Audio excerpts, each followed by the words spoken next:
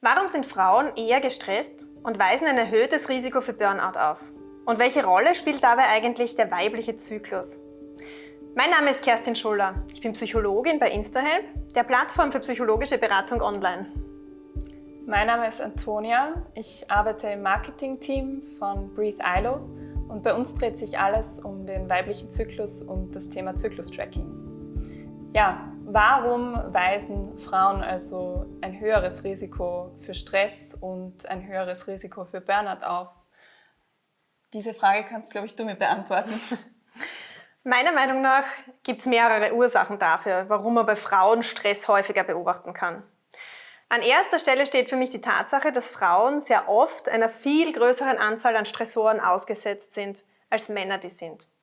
Auch wenn Männer sehr häufig in Berufen arbeiten, die zwar mit einem hohen Stresslevel assoziiert sind, so sind es doch die Frauen, die an der Mehrfachbelastung zu knabbern haben.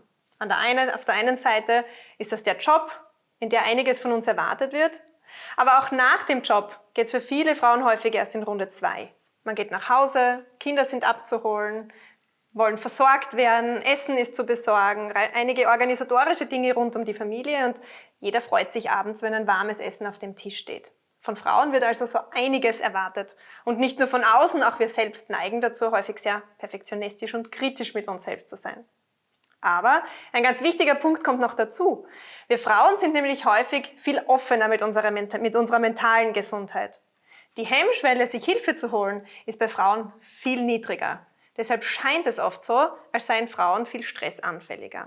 Und ein wichtiger Punkt, den du sicher ganz gut beantworten kannst, ist die hormonelle Achterbahn, durch die wir im Lauf eines Monats immer wieder kreisen.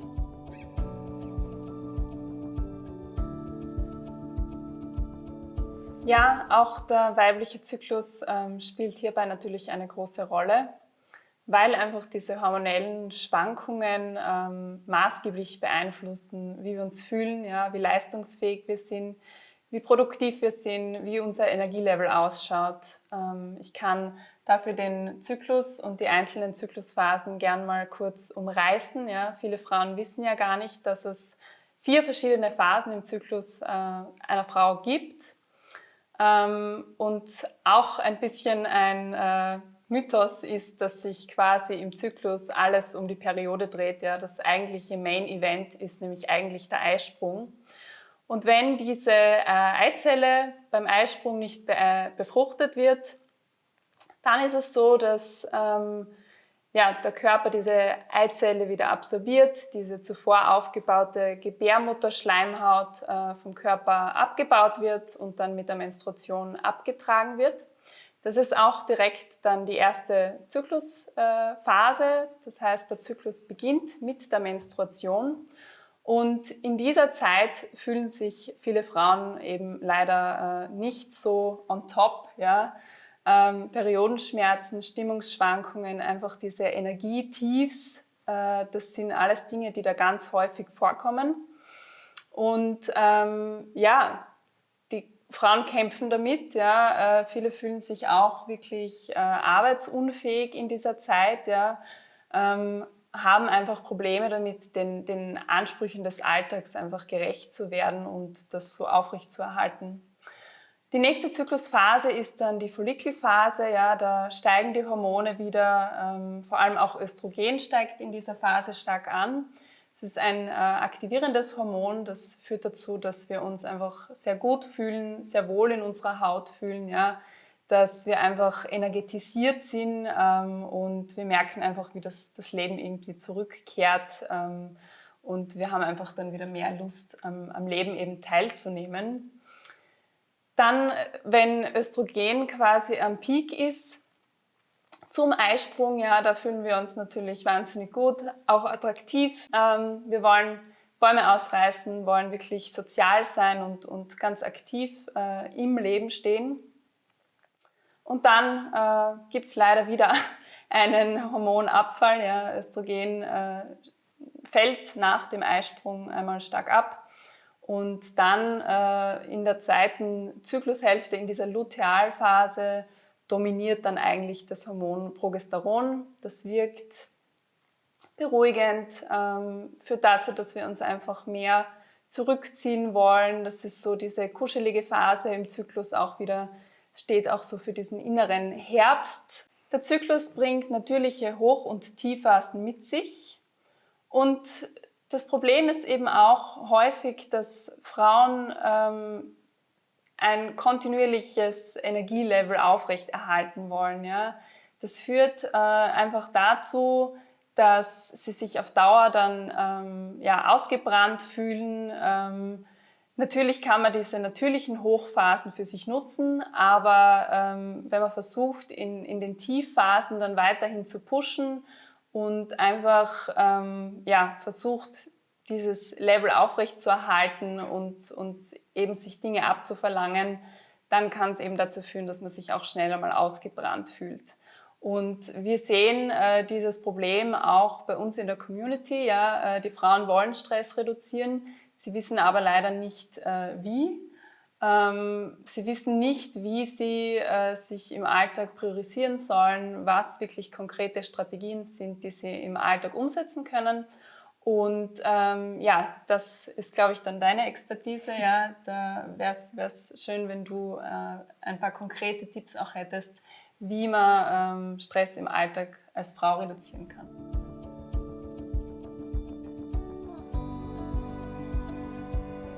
In der psychologischen Beratung arbeiten wir natürlich ganz intensiv mit unterschiedlichsten Stressverarbeitungsmechanismen. Davon wirken manche ganz akut und kurzfristig, die man sofort einsetzen kann. Und es gibt auch Aspekte, die langfristig einsetzbar sind, um den Stress auch in Zukunft vorzubeugen. Zu den kurzfristigen Stressverarbeitungsmechanismen zählt natürlich an allererster Stelle die Entspannung. Es gibt zahlreiche verschiedene Entspannungsmethoden, viele davon kennen wir. Das ist zum Beispiel das autogene Training oder die progressive Muskelentspannung. Eigentlich muss es aber gar nicht so kompliziert sein, denn manchmal reicht es vollkommen aus, wenn wir uns auf unseren Atem konzentrieren. Ich zum Beispiel, wenn ich aufgeregt bin, nehme mir einfach die Zeit, einige tiefe Atemzüge zu machen. Wir könnten es jetzt auf der Stelle ausprobieren. Die Hände auf den Bauch zu halten, tief hineinzuatmen, wieder auszuatmen. Und einfach zu spüren, was das mit unserem Körper macht, wenn wir ein paar Sekunden runterkommen. Man merkt's, die Stimme wird leiser, langsamer und man kommt ein wenig zur Ruhe. Der Vorteil ist, je häufiger man solche Entspannungsübungen einsetzt, immer wieder mal kurz tagsüber, wenn alles viel zu schnell geht, umso schneller reagiert der Körper dann auch darauf. Ein weiterer wichtiger Aspekt, natürlich nicht nur für Frauen, sondern auch für Männer, ist Nein sagen und Grenzen setzen. Wir alle neigen dazu, uns viel zu viele Dinge aufzuhalsen, weil wir einfach nicht Nein sagen können. Sei es, weil wir nicht ordentlich darüber nachdenken, warum wir eigentlich zu allem Ja sagen, oder vielleicht, weil wir Angst vor Zurückweisung haben. Dadurch lasten wir uns viel zu viele Dinge auf und wissen im Endeffekt nicht, wie wir das alles meistern sollen. Hier ist es ganz wichtig, seine Grenzen zu kennen und diese auch ganz klar und deutlich nach außen zu formulieren. Natürlich, was auch ganz wesentlich ist im Zusammenhang mit Stress, ist das Setzen von Prioritäten. Wir alle kennen das, wenn wir vor einem riesengroßen Haufen vor Aufgaben stehen, wissen wir von vorn bis hinten nicht, wo sollen wir denn eigentlich anfangen, um diesen Berg endlich bewältigen zu können. Prioritäten setzen, kleine Zwischenziele stecken. Nicht zu sagen, an diesem Wochenende möchte ich den ganzen Keller ausräumen, sondern zu sagen, an diesem Wochenende nehme ich mir die Weihnachtskugeln vor und sortiere die mal ordentlich aus und sich dann auch über kleine Erfolge und Zwischenschritte freuen. Und ich denke, wo wir Menschen auch alle immer wieder eine Schwierigkeit haben, ist das Annehmen von Hilfe. Und es kann wahnsinnig befreiend sein, einfach einmal zu sagen, kannst du mir bitte helfen, diese Hilfe dann auch anzunehmen und zu spüren, was für einen wundervoll wertvollen Effekt diese soziale Unterstützung auf uns ausübt.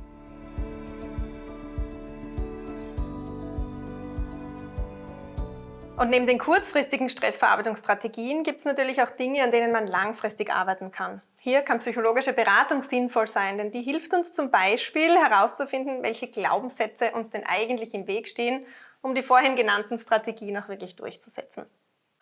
Aber Stress arbeitet natürlich nicht nur auf psychischer Ebene, sondern auch körperlich. Und da gebe ich wieder zurück an dich, Antonia. Was wird von unserem Körper denn eigentlich als Stress wahrgenommen? Und wie hängt das alles mit unserem Zyklus zusammen?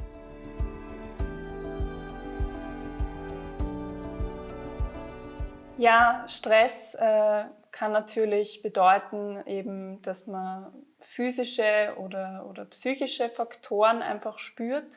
Man muss auch sagen, Stress ist ja nicht immer was Schlechtes. Ja. Kurzfristiger Stress führt ja dazu, dass wir einfach auch Dinge schaffen können, ja, dass wir zum Beispiel uns in Sicherheit behalten. Ja. In so kurzfristigen Stresssituationen braucht man diese Stressreaktion des Körpers ja auch. Langfristiger Stress schadet uns aber, und da gibt es eben neben diesen klassischen Faktoren wie Krankheit oder emotionalen, psychischen Belastungen auch Dinge wie Chemikalien, Toxine, Pestizide, ja, eine mangelnde oder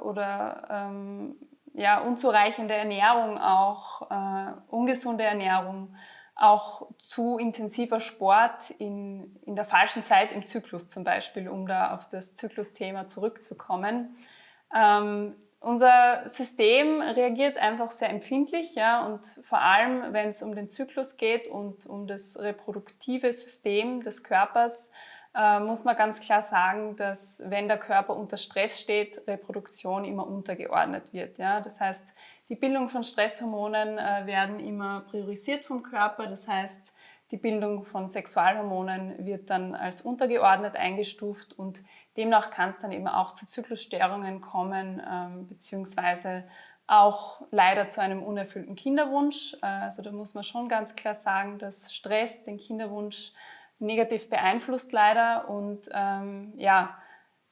auch der Zyklus, ein gesunder Zyklus führt natürlich dazu, dass wir uns einfach gut und wohl im Leben fühlen. Ja. Also das sollte auch im Rahmen der allgemeinen Gesundheitsvorsorge immer irgendwie im Fokus stehen, ja. Weil ich glaube, man würde sich immer schnelle Lösungen wünschen, ja, einen schnellen Weg, um einfach Stress loszuwerden. Da wäre, glaube ich, auch nochmal eine interessante Frage, ja, gibt es diese Wunderpille gegen Stress? Kann man einfach eine magische Lösung quasi nehmen, um Stress loszuwerden? Ich glaube, das ist natürlich eine Frage, die viele interessiert. Die mir tatsächlich auch sehr oft gestellt wird. Ja. Ich würde sagen, selbst wenn es diese Wunderpille gegen Stress gäbe, die es natürlich leider nicht gibt, dann lindert sie doch eigentlich nur das momentane Symptom, die Stresssymptome, die wir spüren, aber eigentlich nicht die Ursache von Stress. Viel wichtiger als an dieser Wunderpille zu forschen, ist es also, die Ursachen herauszufinden. Warum fühle ich mich denn eigentlich überhaupt gestresst? Warum halte ich mir vielleicht zu viel Arbeit auf? Warum kann ich einfach nicht Nein sagen? Und da ist der Zeitpunkt natürlich ein guter, sich auch von außen Unterstützung zu holen, um gemeinsam zu reflektieren, wie ich besser mit Stress umgehen kann und was ich selbst tun kann, um Stress bestmöglich zu vermeiden. Aber wenn wir schon vergeblich nach einer Wunderpille gegen den Stress suchen, wie kann vielleicht das Tracken und Beobachten den Zyklus hier kleine Wunder bewirken, um etwas in unserer Stresswahrnehmung zu verändern?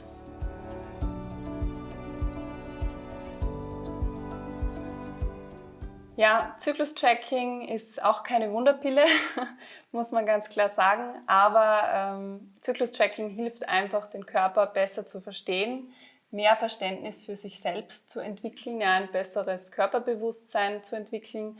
Das heißt auch zu spüren oder frühzeitiger zu spüren, wann bin ich gestresst, und eben mit diesen natürlichen Hoch- und Tiefphasen im Zyklus quasi zu arbeiten. Ja, das bedeutet, man arbeitet wirklich mit dem Körper und nicht gegen ihn, und kann dann wirklich diese Hoch- und Tiefphasen im Zyklus und diese ganz eigenen Qualitäten der einzelnen Zyklusphasen gut für sich nutzen.